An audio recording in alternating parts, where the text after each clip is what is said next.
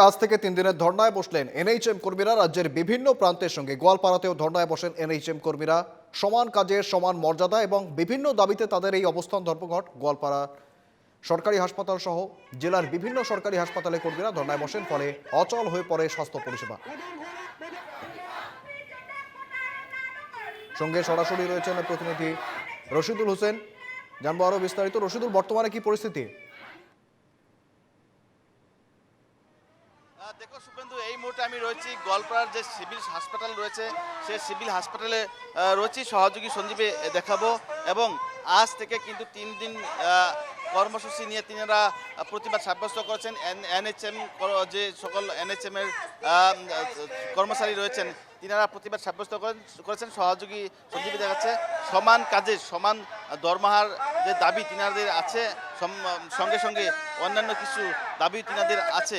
দেখা যাচ্ছে বিভিন্ন স্লোগান দিয়ে তিনারা কিন্তু উত্তাল যে প্রতিবাদ সাব্যস্ত করেছে। সহযোগী সঞ্জীবী দেখাচ্ছে পরিবেশ গরম হয়ে উঠেছে।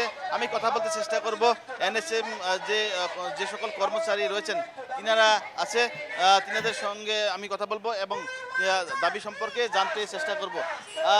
কি বলবেন, আজ থেকে 3 দিন আপনাদের কর্মবিরতি রয়েছেন এবং অবস্থান ধর্মঘট কার্যসূচি আপনারা আমার মেইন দাবি হলো সমকামর সমধর্মা আমাদেরকে প্রদান করতে লাগে, কিন্তু সরকারে আমাদেরকে বহুতবার প্রতিশ্রুতি দেওয়া সত্ত্বেও আজ পর্যন্ত আমাদেরকে কোনো সুবিধা দেয় নাই। সমকামের সমধর্মা আমাদের হলো মেইন দাবি। সরকারে ইতিমধ্যে বহুতবার কইছে যে আমাকে সমকামের সমধর্মা দিবে, কিন্তু দিচ্ছে না।